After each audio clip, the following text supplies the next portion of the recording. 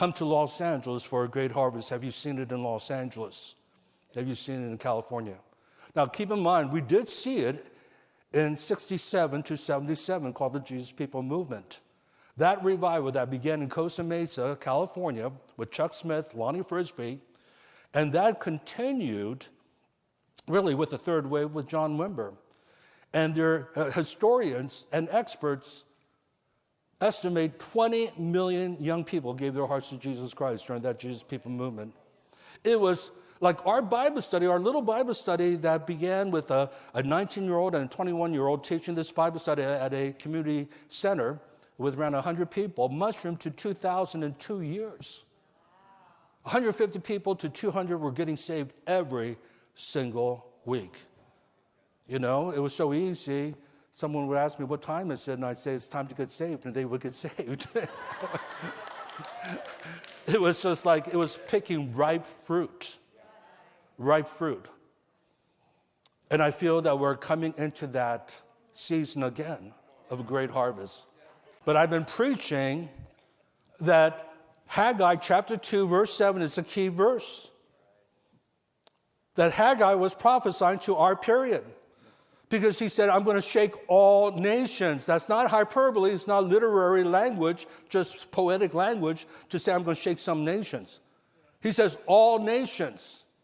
And that was written 520 years before Jesus is born. So we're talking about in 2,500 years of history, only twice have we seen all nations shaken. You guys know, I've heard this, but I know there are a lot of new people at East Bay and others have not heard this message. The first time was World War II. Every nation was involved in World War II. There were only 8 nations that declared themselves to be neutral. And then even the nations that called themselves neutral, like Spain, still sent soldiers to help Hitler in the Western Front. So no one was really neutral. You had to give finances, you had to give resources to either Allied forces or the Axis forces. All right, Allied forces being United States, Great Britain, Soviet Union, Axis being Hitler, Germany, Mussolini, Italy, and Hirohito of Japan. So we see these forces aligning all the nations, and it was a devastating war.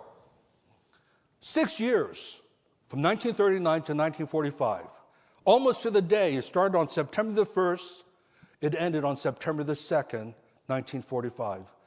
6 years and 1 day. 80 million people died in that war. Unfortunately, 80% of them were civilian.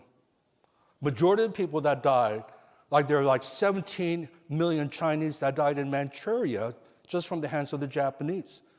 Think of all the millions that died in Poland from both the Russians who invaded the Eastern Front and the Germans who invaded the Western Front. It was devastating. How many of you saw the movie Saving Private Ryan? If you haven't seen it, you got to see it. Because every mom who sent their son to overseas, everyone volunteered after Pearl Harbor was bombed.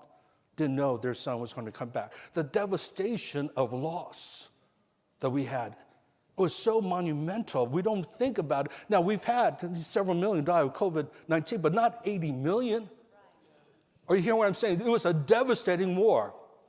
But what happened? Here's what Haggai prophesied. I'm going to shake all nations. They will come with the wealth of the nations. In the midst of this, I'm going to prosper my people.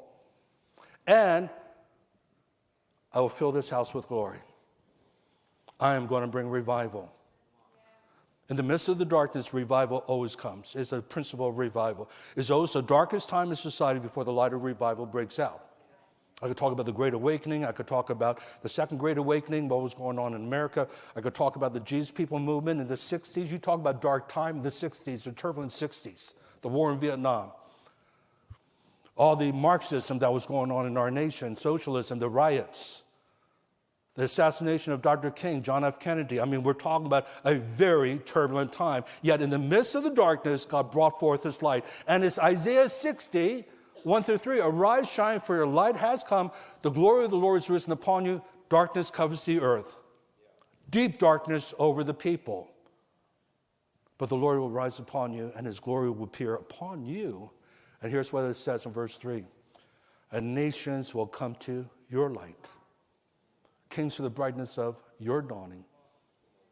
In other words, Jesus is the light of the world. He came, that's in verse 1. But then it shifts. You're the light of the world now. You're going to be the ones winning people to the Lord.